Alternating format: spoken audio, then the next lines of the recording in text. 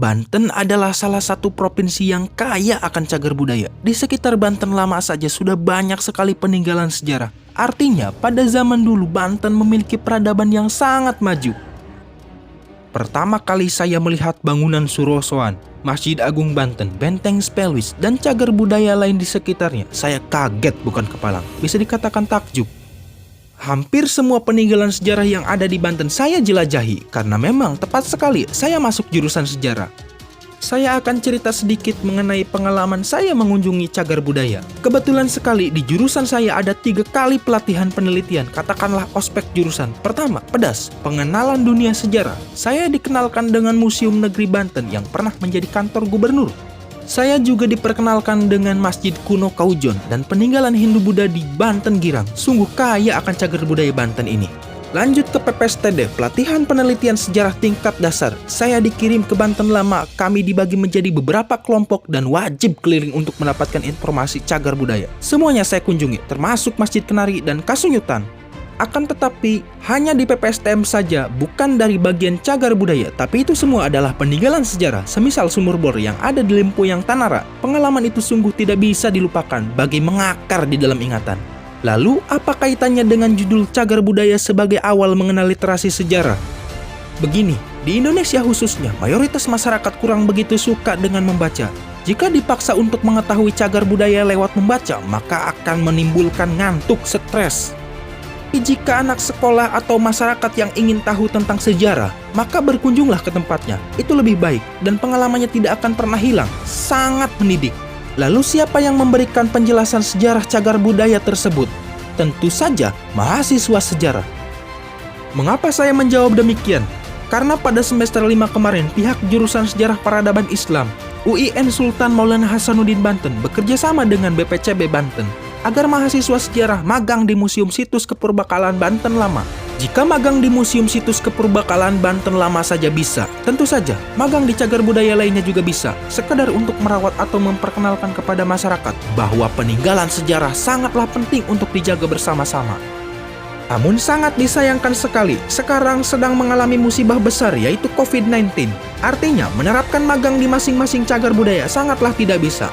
Lalu bagaimana jika kita pakai YouTube? Maksud saya, setiap cagar budaya ada videonya yang menarik dalam menjelaskan peninggalan sejarah tersebut. Dan hasilnya bisa diakses oleh masyarakat dan tentu saja itu sangat mengasihkan. Sekali lagi, kebanyakan dari kita suka mendengar atau melihat ketimbang membaca. Mengapa kita penting sekali untuk mengetahui cagar budaya? Tentu saja, sejarah itu bisa membuat manusia lebih mengenal asal-muasalnya. Ditambah sebagai orang lokal masyarakat Banten akan bangga kepada nenek moyangnya yang pernah memiliki peradaban maju. Jika sudah mengenal cagar budaya yang saya katakan sebagai gerbang pembuka untuk mengenal literasi sejarah lainnya, maka ketika kita membaca sejarah Banten tidak akan pernah kesulitan, sebab sebelumnya memiliki pengalaman dan gambaran akan peninggalan sejarah tersebut. Saya akan memberikan contoh betapa mengasihkan diberikan informasi mengenai cagar budaya. Maksud saya, jika tidak bisa mengunjungi langsung cagar budaya yang ada, coba main deh ke Museum Situs Kepurbakalaan Banten Lama. Jika memang rombongan, orang-orang yang magang akan bersedia memberikan penjelasan mengenai koleksi yang ada di dalam museum maupun di luar museum, yaitu Istana Kesultanan Surosoan dan Masjid Agung Banten. Bagaimana? Masih tidak tertarik mengunjungi cagar budaya atau setidaknya museum?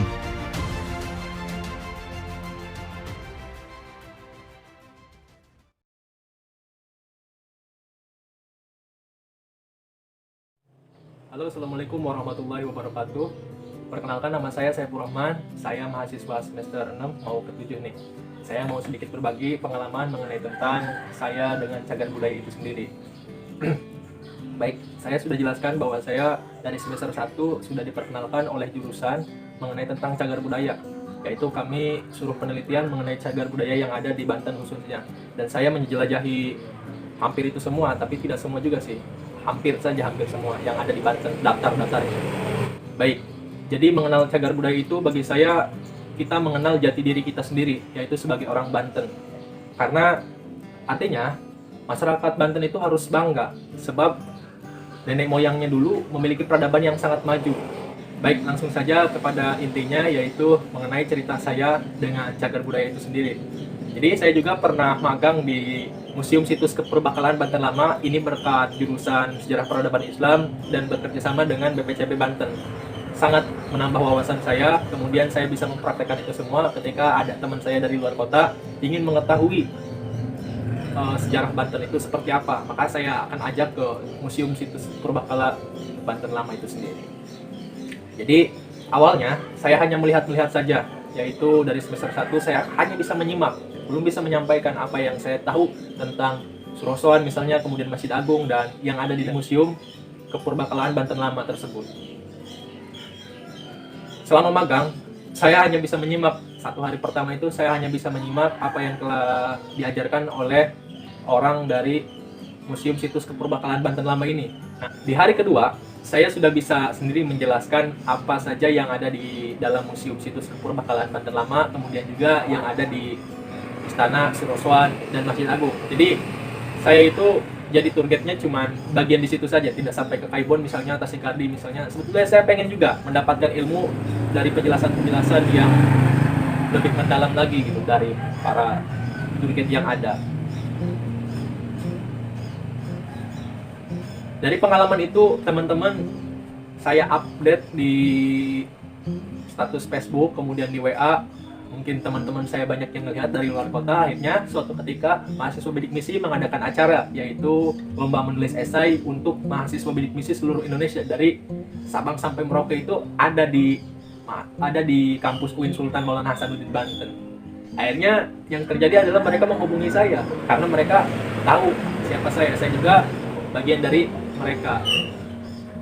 Cuman karena jadwal jam saya padat di mata kuliah, akhirnya saya tidak menyanggupi itu. Saya lebih memilih mata kuliah itu sendiri.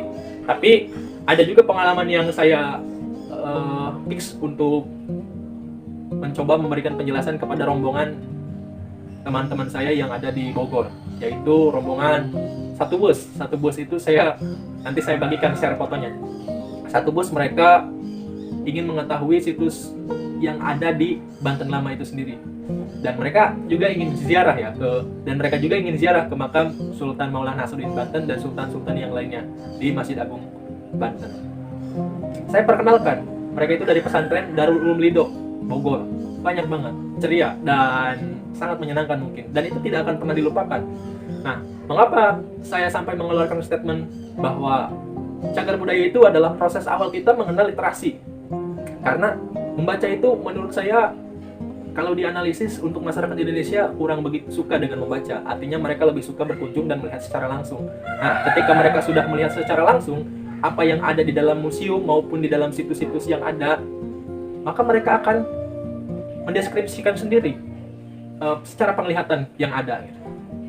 Artinya ketika mereka membaca deskripsian dari orang lain atau interpretasi dari orang lain, dia sudah bisa paham sendiri karena dia secara pengalamannya sudah menemukan jawaban itu semua. Begitu. Kemudian ada hal yang menarik dari ketika saya magang ini. Jadi ketika saya magang, saya menemukan momen yang sangat menarik sekali ketika menjelaskan kepada anak-anak mengenai tentang situs cagar budaya yang ada di Banten Lama itu sendiri. Ternyata mereka antusias sekali. Nanti saya bagikan waktu saya bercerita mengenai tentang museum dan di luar museum itu sendiri. Misalnya cerita tentang Batu Gilang, kemudian makna filosofi pembangunan dari bangunan Masjid Agung itu sendiri, sangat menyenangkan sekali. Ceria, tapi kebanyakan dari anak-anak itu kritis gitu. Memang tugas mereka untuk bertanya, "Kak, ini kolam apa?" "Ini namanya Rorodeno," kata saya. "Ini tempat pemandian putri." "Loh, kok airnya dari mana? Ini kan gak ada sungai, gak ada apa." "Ada," kata saya.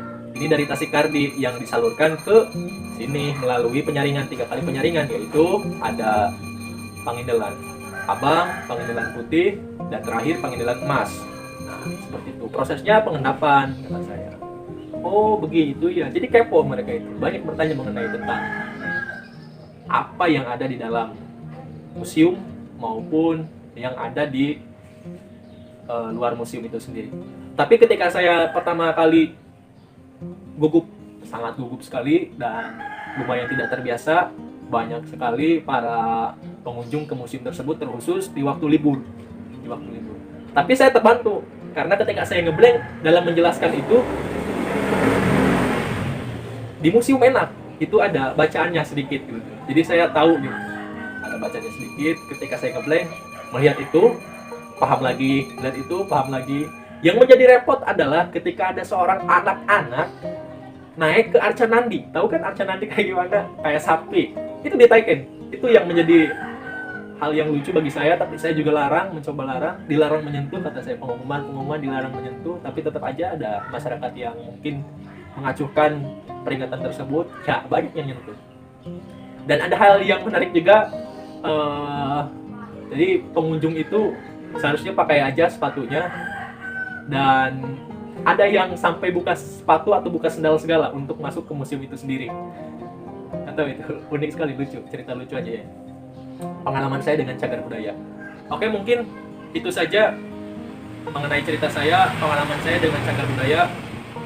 Sebetulnya banyak sekali ya saya mengenal cagar budaya. Dan juga tugas dari dosen arkeologi, yaitu saya juga meneliti Kawadanan Menes dan gedung sipir yang ada di sekitaran alun-alun Menes itu sendiri.